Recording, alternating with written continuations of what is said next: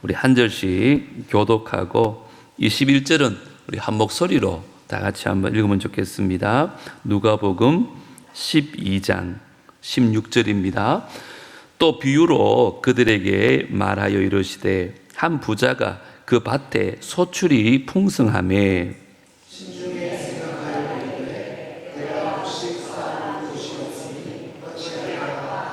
또 이르되 내가 이렇게 하리라. 내 곡간을 헐고 더 크게 짓고 내 모든 곡식과 물건을 거기 사두리라.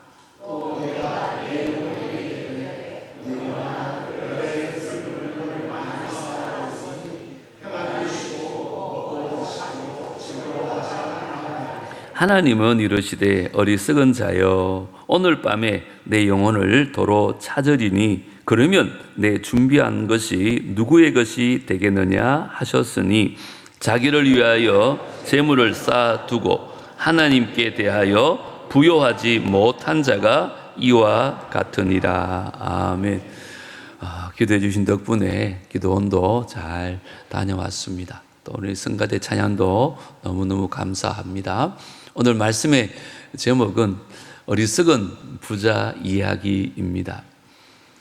알렉산더 대왕의 일화가 우리에게 많이 전해지고 있는데요. 알렉산더 대왕의 스승은 그 유명한 아리스토텔레스입니다. 그 스승과의 어릴 때 대화를 하나 소개하려고 합니다. 아리스토텔레스가 왕자에게 묻습니다. 왕자님께서는 장차 왕이 되시면 무슨 일을 하고 싶습니까? 그때 그가 히랍을 통일하겠습니다. 이렇게 대답을 합니다. 그러면 그 후에는 무슨 일을 하시겠습니까? 그러니 소아시아를 정복해야지요. 그랬답니다. 그 뒤에는요, 팔레스타인과 이집트를 점령할 겁니다. 그 뒤에는요, 페르시아와 인도까지 손에 넣겠습니다. 그러면 인도를 점령하고 그 일이 끝이 나면 무슨 일을 하시겠습니까? 이렇게 물었더니 알렉산더가 그때쯤 저도 죽지 않을까요? 이렇게 대답을 했다고 합니다. 그때 아리스토텔레스가 유명한 말을 남깁니다. 자, 그렇다면 그렇게 빙빙 돌아다가 죽거나 지금 죽거나 별 차이가 없겠습니다. 아마 철학자다운 스승의 말에 알렉산더가 어떻게 대답했는지는 알려지지 않습니다. 어쨌든 21살에 왕이 된 이 알렉산더는 그가 꿈꾼 대로 그리스를 통일하고 소아시아와 중앙아시아를 정복하고 팔레스틴과 이집트를 정복하고 페르시아를 차례로 정복하면서 거대한 제국을 건설하기 시작합니다. 전설에 의하면 인더스 강에 이르렀을 때 더 이상 정복할 땅이 없다 그러면서 땅을 치며 통곡했다는 그런 일화가 전해집니다. 이랬던 알렉산더 대왕도 33살에 전염병으로 죽음을 맞이합니다. 세상은요, 이런 알렉산더를 대왕이다 혹은 영웅이다 이렇게 평가를 합니다. 사실 알렉산더는 대왕으로 또 영웅으로 불리기에 손색이 없는 그런 인물이 맞습니다. 정치적으로나 또 군사적인 면에서 참으로 뛰어난 업적을 남긴 세계사적 영웅이 맞습니다. 그런데요, 우리가 관점을 좀 달리해서 하나님께서는 그의 인생을 어떻게 평가하실 것 같아요? 하나님 앞에서 그의 인생은 과연 지혜로운 인생이었을까요? 어리석은 인생이었을까요? 여러분, 오늘 이 말씀 들으면서 여러분 스스로 이 질문에 대해서 해답을 좀 찾고 돌아가셨으면 좋겠습니다. 오늘 본문에도 보면 한 부자가 등장합니다. 소출이 너무 풍성해가지고요, 곡식을 쌓아둘 곡간이 너무 비좁았습니다. 17절에 보면 심중에 생각하여 이러죠. 이 심중에 생각했단 말은 심사숙고했다는 말입니다. 이 모양 저 모양으로 자기 인생을 살피면서 그렇게 결정한 것이 18절입니다. 우리 18절은 다 같이 한번 읽겠습니다. 시작. 또 이르시되 내가 이렇게 하리라. 내 곡간을 헐고 더 크게 짓고 내 모든 곡식과 물건을 거기 사두리라. 창고를 더 크게 지어서 모든 곡식과 물건을 거기에 사두리라. 이렇게 생각합니다. 그런 후에 그가 스스로에게 이렇게 말합니다. 19절 잘 보십시오. 또 내가 내 영혼에게 이르되 영혼아 여러 해 쓸 물건을 많이 사두었으니 평안히 쉬고 먹고 마시고 즐거워하자 하리라. 여러분, 이런 인생 참 누구나 부러워하는 그런 멋진 인생 아닙니까? 이걸 좀 현대적으로 각색하면 그는 참 유능한 사람이었고 성실한 인물이었습니다. 경쟁에서 늘 이겼고 최고의 자리에 올라갔습니다. 많은 부동산을 가지고 있고요. 그 통장에도 수많은 돈이 저축되어 있습니다. 휴일이 되면 멋진 차를 몰고 여가를 즐겼을 것입니다. 그리고 노후 준비도 아주 잘 되어 있는 누구나 부러워하는 그런 인생입니다. 그런데요, 하나님께서는 전혀 다른 평가를 하십니다. 그게 20절입니다. 뭐라고 말합니까? 하나님이 이르시되 어리석은 자여. 하나님 보시기에는 이 부자가요 너무 어리석다는 것입니다. 여기 어리석다는 원어를 보면 무분별하다는 뜻이에요. 지혜가 없다 그런 뜻이에요. 성공하고 멋진 인생이 아니라 하나님 보시기에는 너무나 어리석은 인생, 무분별한 인생, 지혜롭지 못한 인생이라는 걸. 자, 그렇다면 왜 주님께서는 이 부자를 일컬어서 이렇게 어리석은 자라고 말하고 있을까요? 도대체 이 사람의 문제가 뭘까요? 저는 한마디로 이 사람의 문제는 이 사람의 인생에 하나님이 없다는 것입니다. 이 사람은 자기 인생의 주인이 마치 자기인 것처럼 착각하며 삽니다. 그래서 내가 생각하는 것, 내가 계획하는 대로 내 인생은 반드시 되어질 거야, 그렇게 착각하는 것입니다. 그래서 성경은 그를 어리석다고 말합니다. 자, 오늘 부자의 말을 가만히 살펴보면 계속 반복되는 단어가 있습니다. 뭘 것 같아요? 나라는 단어입니다. 내가, 나, 계속 반복됩니다. 내가 이렇게 할 거야. 나의 곡간, 내 모든 곡식, 내 물건, 내가 내 영혼에게. 무슨 말입니까? 자기 인생은 자기 생각대로, 자기 뜻대로 모든 것이 이루어질 거라고 생각하며 살았습니다. 그래서 결론이 뭐예요? 여러 해 쓸 물건을 쌓아두었어요. 이제부터는 내가 어떻게 해요? 평안히 쉬고 먹고 마시고 즐거워하자, 이렇게 흐뭇하게 생각합니다. 그런데 그때 하나님께서 이렇게 말합니다. 오늘 밤 내 영혼을 도로 찾으리라. 여러분, 여기 대조가 보이십니까? 부자는 여러 해 동안이라고 말합니다.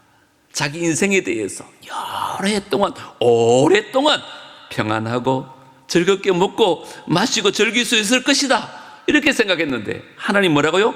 오늘 밤에 너의 영혼을 도로 찾으리라. 여기 첫 번째 대조가 나옵니다. 뭐와 뭐예요? 여러 해와 오늘 밤. 이런 대조, 이것들을 깨닫지 못했던 것이 이 부자의 어리석음이요 착각이었습니다. 야고보서에도 보면 사업하는 사람 얘기가 하나 나옵니다. 들으라, 너희 중에 말하기를 오늘이나 내일이나 우리가 어떤 도시에 가서 거기서 1년을 머물며 장사하여 이익을 보리라 하는 자들아. 여러분 생각에는 이 사람이 지혜로워 보여요? 어리석어 보여요?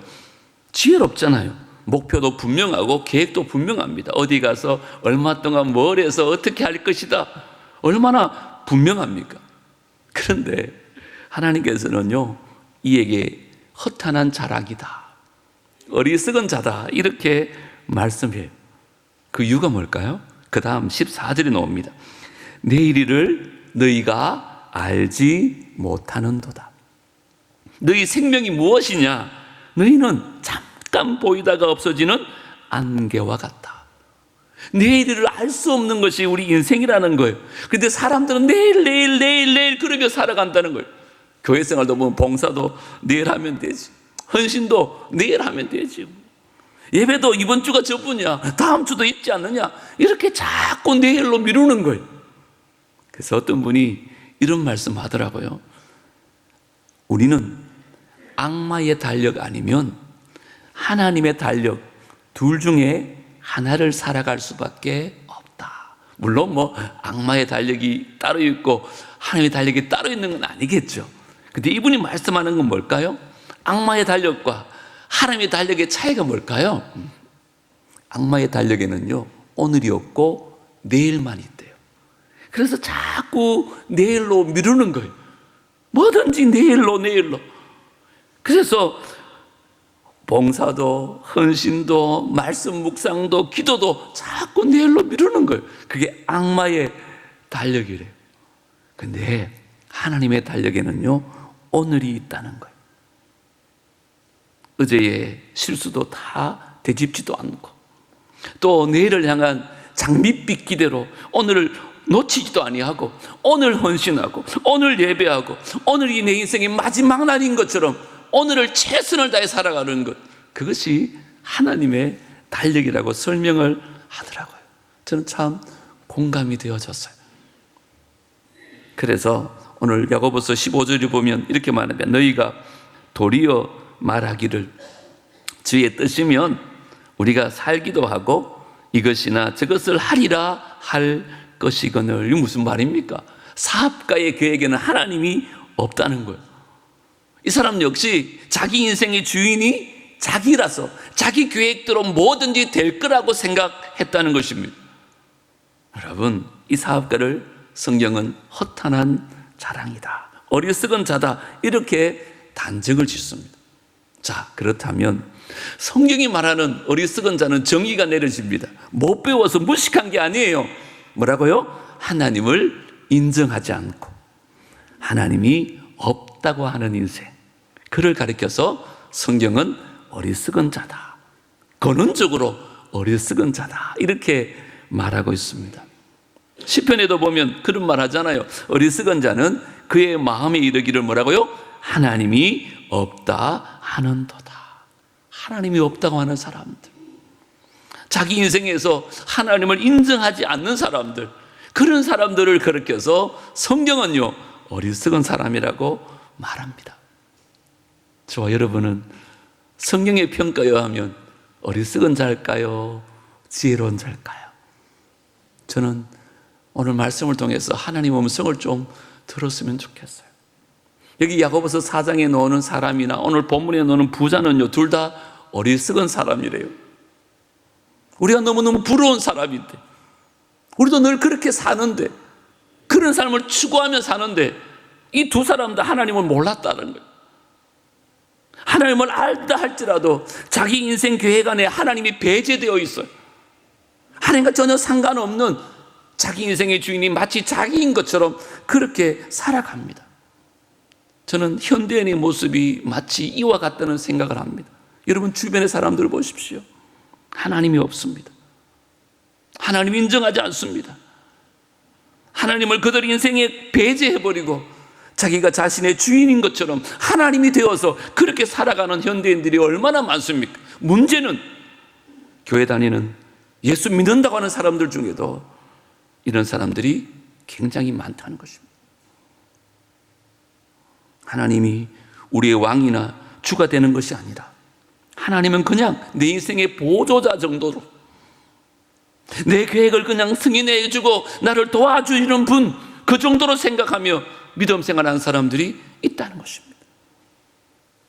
여러분, 우리 인생을 가만히 한번 생각해 보십시오. 내가 가진 것 중에 과연 내 것이라고 말할 수 있는 것이 얼마나 될까요? 여러분이 가진 재산이나 자녀나 건강이나 생명, 그게 절대적인 의미에서 내 것이라 할 수 있는 게 아무것도 없어요. 여러분, 내가 가진 모든 것은 하나님이 내게 주신 선물이고요, 저와 여러분은 청지기의 삶을 살아갈 뿐인 것입니다. 그래서 정말 지혜로운 사람은 그 하나님의 왕 되심, 주 예수 그리스도의 주 되심을 고백하며 살아가는 것, 그것이 가장 지혜로운 인생인 줄 믿습니다. 성경은 그것을 지혜라고 말해요. 잠언 3장 6절에 그러지 않습니까? 너는 범사에 그를 인정하라. 그리하면 내 길을 지도하시리라. 하나님을 하나님으로 인정하는 사람을 하나님께서 인도하시는 거예요. 잠언 19장 21절은 다 같이 한번 읽어볼까요? 시작. 사람의 마음에는 많은 계획이 있어도 오직 여호와의 뜻만이 완전히 쓰리라. 우리 인생은 내 생각, 내 뜻, 내 마음대로 되는 게 아닙니다, 여러분. 여러분 인생을 한번 돌아보세요. 제 목회를 돌아봐도 마찬가지입니다. 내 계획대로 다 되는 게 아니더라고요. 내 마음대로 되는 게 아니더라고요. 오직 여호와의 뜻만이 이루어지는 것이 인생이더라고요. 그래서 지혜로운 자는요, 범사에 하나님을 인정하는 것입니다. 그리고 하나님의 뜻대로 살려고 몸부림치는 사람, 그 사람이 가장 지혜로운 사람이라는 것입니다. 우리 남부의 모든 가족들은 이런 어리석은 사람이 아니라 지혜로운 인생 다 되어질 수 있게 되기를 주의 이름으로 축복합니다. 두 번째, 이 부자의 어리석음은 존재의 문제를요, 소유의 문제로 해결하고자 했다는 것입니다. 이 두 대조를 그는 몰랐습니다. 자, 16절에 보시면, 15절입니다. 우리 예수님께서 이렇게 말씀하셔요. 사람의 생명이 그 소유에 넉넉한 데 있지 아니하니라. 여러분, 생명은 존재의 문제일까요? 소유의 문제일까요? 존재의 문제죠. 생명은 소유의 넉넉함에 달려있지 않아요. 그런데 19절에 이 부자는 뭐라고 말합니까? 내가 내 영혼에게 이르되 영혼아 여러 해 쓸 물건을 많이 쌓아두었으니 이제부터 어떻게 된다 그래요? 평안히 쉬고 먹고 마시고 즐거워하자. 여러분, 여기 말하는 영혼, 이건 존재의 문제일까요? 소유의 문제일까요? 마찬가지죠. 영혼도 존재의 문제입니다. 그런데 이 부자는 물건을 많이 쌓아두면 내 영혼이 편안하고 즐거울 것이다, 이렇게 생각한다는 거예요. 소유의 문제를 가지고 존재의 문제, 영혼의 문제를 해결할 수 있다고 착각하는 거죠. 이게 어리석은 자입니다. 저는 이게 우리의 모습이 아니었으면 좋겠어요. 여러분, 교회 밖에 사람들을 보십시오. 다 이렇게 생각하며 살지 않습니까? 존재의 문제에는 관심을 가지지 않습니다. 생명이니 영혼이니 그런 문제에는 관심도 갖지 않아요. 그냥 많은 소유물만 가지면 내 영혼의 문제는 자연스럽게 해결될 것이라고 그렇게 생각하며 살아요. 착각입니다. 성경은 그것을 어리석다고 말하고 있어요. 여러분, 존재의 문제, 다시 말해 생명의 문제, 영혼의 문제는요, 절대로 소유의 문제로 해결되어지는 게 아닙니다. 제가 분명히 말씀드립니다. 세상에 있는 그 어떤 것으로도 내 영혼의 텅 빈 공간을 절대로 채울 수가 없는 거예요. 물론 세상에 있는 것들이요, 잠깐 내 영혼을 좀 만족해 해주고 기쁨을 주는 것처럼 느끼게 할 수는 있어요. 하지만 결코 그렇지 않아요. 세상에 있는 소유적인 것은 참된 만족과 참된 평안을 줄 수 없는 거예요. 1년, 2년, 3년 유효기간이 길지 않습니다. 재물 어떻습니까? 여러분, 건강 어떠세요? 학력 어떠세요? 권력 어떠세요? 여행 다 마찬가지입니다. 세상의 것들은 결코 우리의 영혼의 텅 빈 공간을 채울 수가 없어요. 그런데 어리석은 인간들은 그것을 쫓아 살아갑니다. 그것만 있으면 다 될 줄 압니다. 그래서 어스틴이 이렇게 고백을 합니다.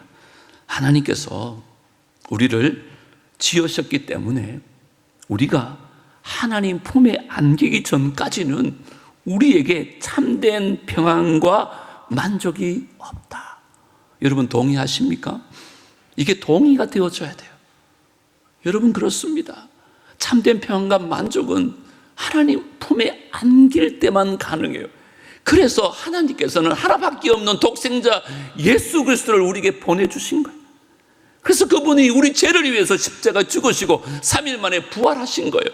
그리고 그분이 우리를 초청하잖아요. 수고하고 무거운 짐진 자들아 다 내게로 오라. 왜요? 내가 너희를 쉬게 하리라.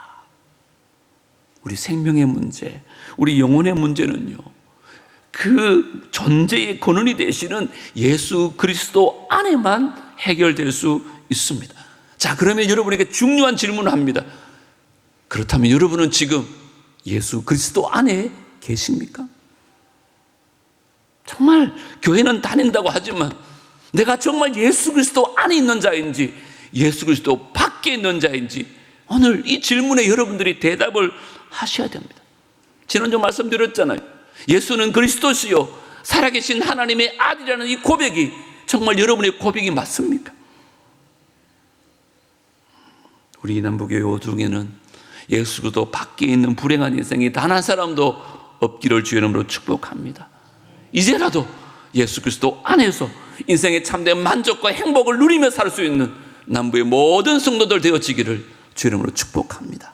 그게 지혜로운 자입니다, 여러분. 세 번째, 이 부자의 어리석음이 뭔가? 땅의 보물과 하늘의 보물의 대조를 몰랐어요. 더 쉽게 말하면 자기를 위하여는 땅에다가 재물을 많이 쌓아놓았는데 하나님에 대해서는 부유하지 못했어요. 하늘에 쌓아놓은 게 하나도 없는 거예요. 그게 얼마나 어리석은 짓인 줄 압니까, 여러분? 그런데 제가 보기에는 안 믿는 사람은 두 번째 치고 믿는 사람들조차도 그렇게 살아요.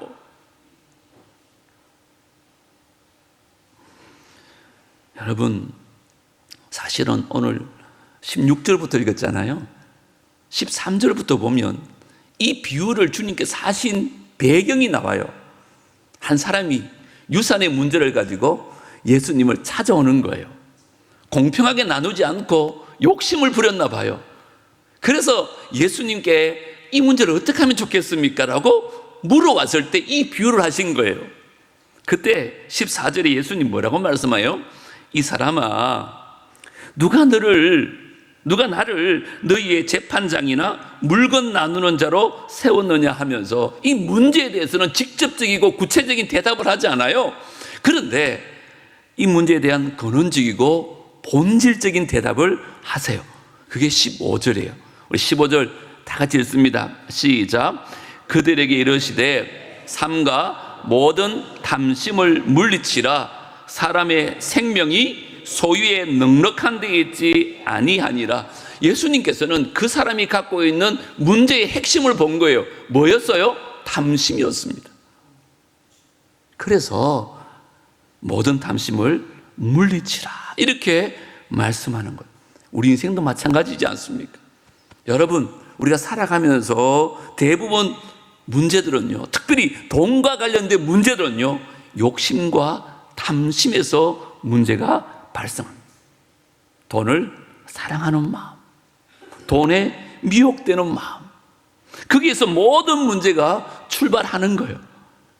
그래서 디모데전서 6장 10절은 우리에게 이렇게 경고합니다. 돈을 사랑함이 일만하게 뿌리가 되나니. 이것을 많은 자는, 탐내는 자들은 어떻게 된다고요? 미혹을 받아. 돈을 탐내면 반드시 미혹을 받게 되었어요. 그러면 어떻게 되었어요? 믿음에서 떠날 수밖에 없고 결국 그 인생은 많은 근심으로 자기를 지르게 되었어요. 여러분, 성경은요, 돈의 문제를 회피하지 않습니다. 돈은 우리 삶에 반드시 필요하다는 것을 성경도 알아요. 그런데 돈이 우리 마음에 침투해 올 때, 내가 돈을 사랑하게 되고 돈에 대한 탐심이 사로잡힐 때 우리의 믿음은 파산하게 된다는 거예요. 제가 이런 비유를 하나 준비했어요. 배가 뜨기 위해서는요, 반드시 물이 필요하잖아요. 물이 있어야 배가 뜰 수도 있고 물이 있어야 배가요 앞으로 갈 수도 있어요. 그런데 물이요 배 안으로 들어오면 어떻게 될까요? 결국은 그 배는 파산하게 되는 거죠. 돈이 이와 같다는 거예요. 우리 성도들에게 돈이 필요해요. 그러나 돈을 사랑하게 되고 돈에 대한 탐심에 사로잡히게 되면 우리의 믿음도 다 잃어버리고 우리 인생을 찌르는 가시가 될 수 있다고 성경은 경고하고 있는 거예요. 예수님께서는 이런 탐심의 본질을 아셨기 때문에 인생의 근본적인 답을 우리에게 주시면서 오늘 이 비유를 저와 여러분에게 들려주고 있는 거예요. 예수님께서 말씀합니다. 오늘 밤 내 영혼을 도로 찾으리니 그러면 네 준비한 것이 누구의 것이 되겠느냐. 아침에 이런 얘기해서 죄송한데 한번 생각해 봅시다. 오늘 내 인생이 마지막이라면, 오늘 하나님께서 저와 여러분을 데려가신다면 지금까지 아둥바둥 붙잡고 살았던 것, 이건 누구의 것이 되겠어요? 아무것도 가져갈 수 없습니다. 다 내려놓고 갑니다. 이게 인생입니다. 그래서 제가 서두에 소개했던 알렉산더가 죽으면서 이런 유언을 남겼습니다. 내가 죽거든 관 양쪽에 구멍을 뚫어서 나의 손을 밖으로 나오게 해라. 그리고 내 손이 하늘을 향하도록 해라. 이게 무슨 뜻이겠습니까? 대제국을 건설했던 위대한 왕이었지만 죽음 앞에서는 빈손으로 돌아가는 허무한 인생이라는 것을 죽음을 통해서 보여주고 싶은 거예요. 솔로몬도 그렇게 고백하지 그 모든 것을 누렸던 솔로몬이 헛되고 헛되다. 저와 여러분이 예수를 믿는다고 하면서도 헛된 인생들, 어리석은 인생들의 삶을 살아가고 있지 않습니까? 여러분, 알렉산더가 죽은 후에 어떤 일이 일어난 줄 알아요? 그의 전기에 보면 그가 유일한 혈육인 아들이 3살도 되기 전에 부하들에 의해서 독살을 당합니다. 그리고 그가 이루었던 그 거대한 제국이요, 히아의 장군들에 의해서 4조각으로 분열되면서 서로 영토를 차지하려고 피비린내 나는 싸움이 계속되어집니다. 이게 뭘 보여줍니까? 이것이 바로 탐심을 가지고 자기의 재물을 자기를 위해 쌓아놓은 인생의 최후를 보여주는 것입니다. 땅에만 재물을 쌓다 보니까 이런 결과를 초래하는 거예요. 오늘 21절 한번 다 같이 읽어볼까요? 이게 예수님께서 하신 결론이에요. 시작. 자기를 위하여 재물을 쌓아두고 하나님께 대하여 부유하지 못한 자가 이와 같으니라. 자기를 위하여 재물을 쌓아두는 인생, 그리하여 하나님께 부유하지 못한 인생은 바로 어리석은 자다. 왜요? 공술에 공수라 그러잖아요. 그냥 빈손으로 왔다가 그냥 빈손으로 가는 거예요. 그래서 수의 있잖아요. 죽을 때 입는 수의에는 호주머니가 있을까요? 없을까요? 없어요. 왜 없어요? 하나도 가져갈 수 없는 거예요. 그렇게만 보면 우리 인생 너무 허무하지 않습니까? 우리는요, 그러면 그 허무한 인생을 어떻게 극복할 수 있을까요? 오늘 예수님께서는 그 지혜를 우리에게 들려주고 있습니다. 그게 뭐라고요? 하나님께 부유한 자가 되어라.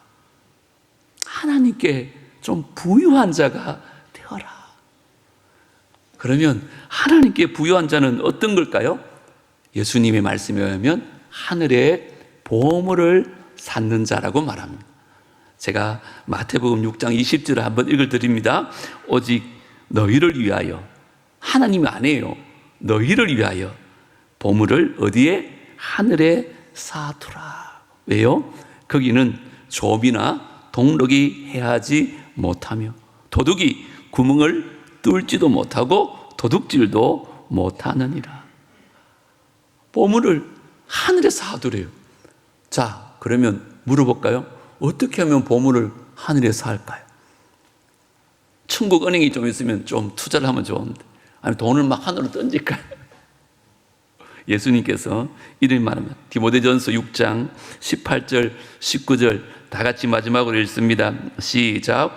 선을 행하고 선한 사업을 많이 하고 나누어 주기를 좋아하며 너그러운 자가 되게 하라. 이것이 장래에 자기를 위하여 좋은 터를 쌓아 참된 생명을 지하는 것이니라. 할렐루야. 하나님 주신 이 귀한 물질들 가지고 선한 사업을 좀 많이 하십시오. 좀 나누어지기를 좋아하십시오. 남들에게 좀 너그러운 자가 되십시오. 이게 하늘의 보물을 쌓는 방법이라고 말하고 있어요. 그런 사람들은요, 공술에 공수력을 하지만 하늘에 보화가 있어서 죽음조차도 두렵지 않은 거예요. 강철왕이라 불렸던 카네기를 아시죠? 그가 이런 말을 했다고 합니다. 돈을 남기고 죽는 것은 수치다. 전부 하나님과 이웃을 위하여 쓰고 죽어야 한다. 여러분 어떻게 생각하세요? 공감이 되십니까? 우리 뭐 남길 것도 없으니까 공감할 것도 없을 것 같은데. 그는 그의 말대로 자식들에겐 정말 조금만 남기고 전 재산을 사회에 환원을 합니다. 도서관을 2,500개를 짓기 위해서 6천만 불을 기증을 했습니다. 교육시설에 700만 불을 투자합니다. 교회를 위해서 3억 6천만 불을 투자합니다. 그리고 예술가라면 누구나 쓰고 싶은 미국의 카네기홀을 만들어서 미국에 헌정합니다. 하나님께서 주신 귀한 물질을 하나님의 뜻대로 사용하고 그 보물을 하늘에 쌓아두는 하나님께 부유한 멋진 인생을 살다가 갔습니다. 여러분 부럽지 않습니까? 여러분 우리 자신의 모습은 어떻습니까? 여러분 지금 어디를 향해 가고 있습니까? 땅을 향해서 땅에 재물을 쌓은 인생입니까? 아니면 하늘을 향해서 하나님 앞에 부유한 자로 살아가고 있습니까? 예수는 믿는다고 하지만, 교회는 다닌다고 하지만, 신앙생활을 한다고 하지만 우리의 마음이 자꾸만 땅에 머물러 있지 않습니까? 그 예수님 말씀하셨어요. 너희 보물이 있는 그곳에 내 마음도 있느니라. 여러분 우리가요 보물을 땅에 쌓아놓으면 우리는요 하나님과 자꾸 멀어져요. 그리고요 나이가 들면 이 재물과도 자꾸 멀어집니다. 쓰고 싶어도 쓰지도 못해요.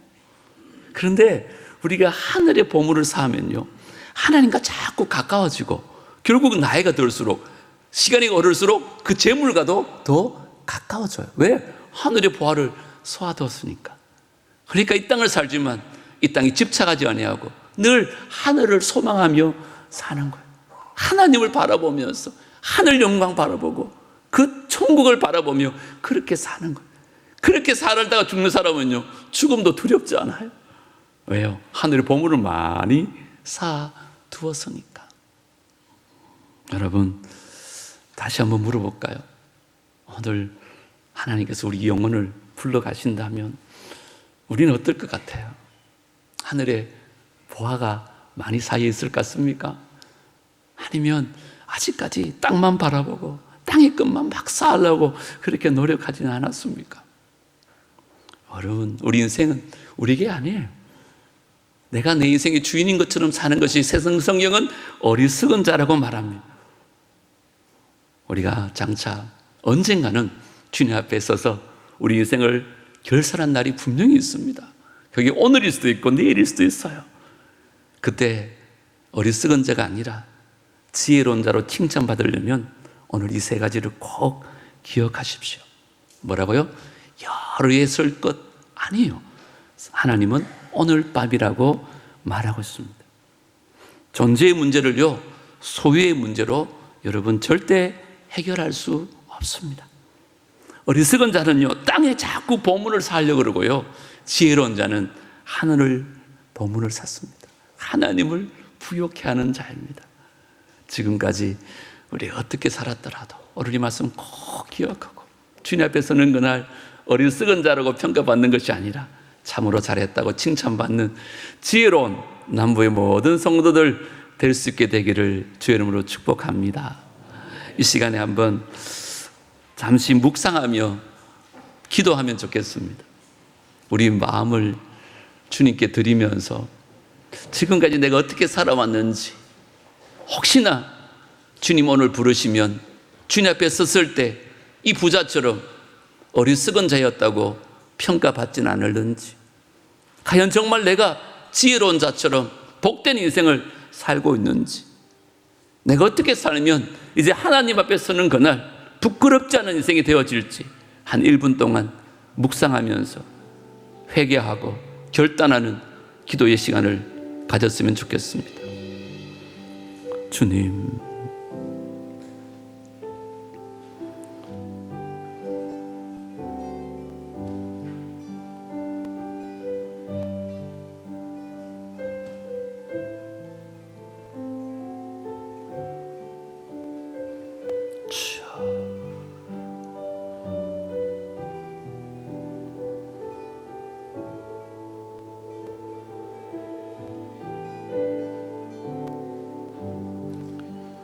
하나님 아버지, 우리의 모습을 돌아보면 이 부자처럼 참 어리석었습니다.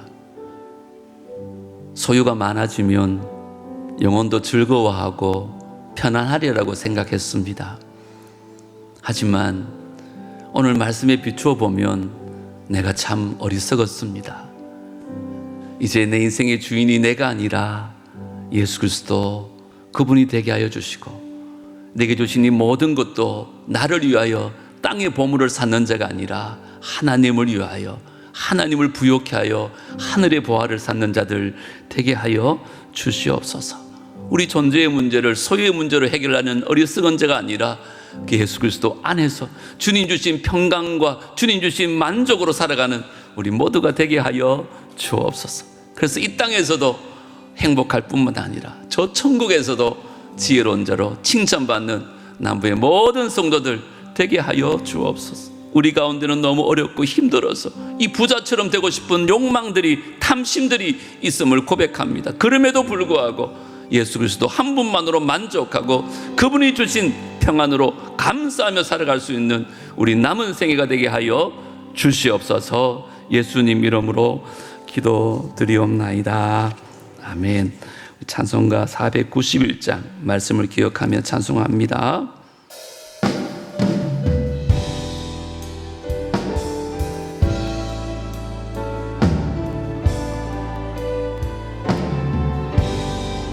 저 높은 곳을 향하여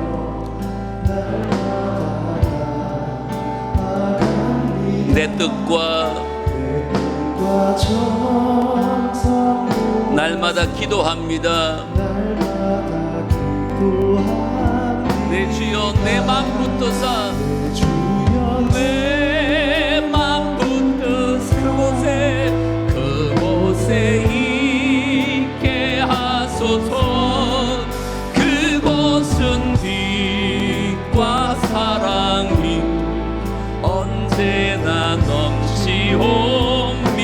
괴로움과 죄가 있는 곳 나 비록 여기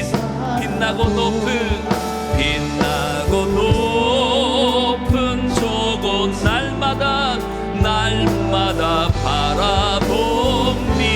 아멘. 내 주여 내 맘 붙드사 그곳에 있게 하소서. 그곳은 빛과 사랑이 언제나 넘치오미.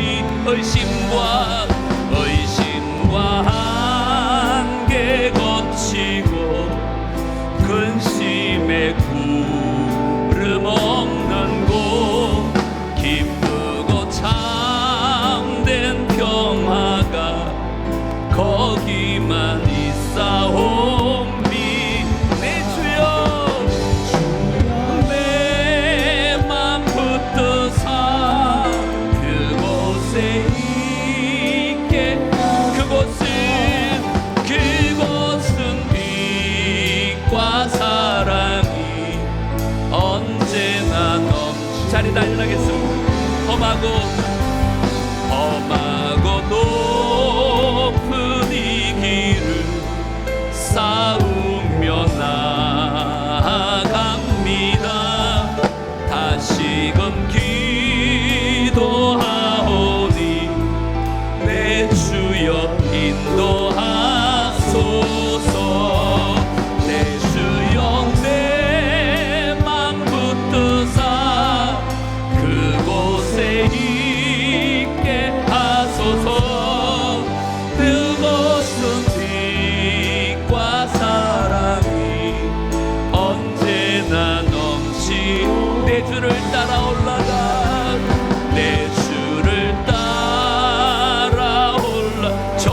높은 곳에 저 높은 곳 영원한 복락 누리며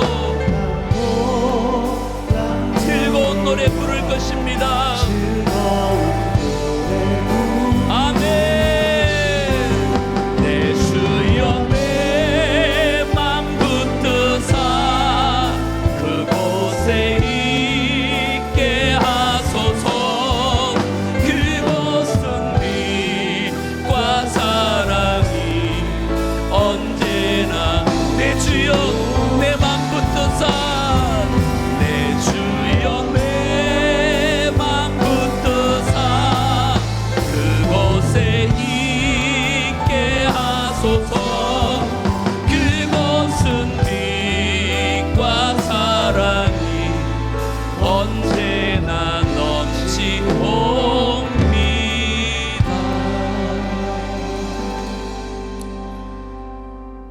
이제는 우리 구주 예수 그리스도의 은혜와 하나님 아버지의 무한하신 사랑과 성령 하나님의 교통하심과 내주하심과 인도하심이 이 땅만 바라보는 어리석은 자가 아니라 하늘의 보화를 쌓고 하늘을 바라보며 살기로 다짐하고 돌아가는 귀한 성도들과 그들의 가정과 자녀들과 하시는 모든 일들 위에 사랑하는 남북의 공동체 위에 이제로부터 영원토록 함께 있을지어다.